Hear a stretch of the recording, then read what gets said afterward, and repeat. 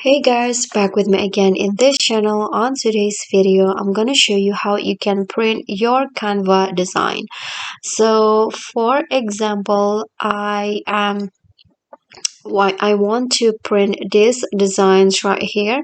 So what you need to do is click on the share options at the top, and in here you need to scroll down until you find the print your design option. So just click on that options, and in here you can just choose which one that you want to use, the format. For example, I want to landscape, and in here you need to click on resize design,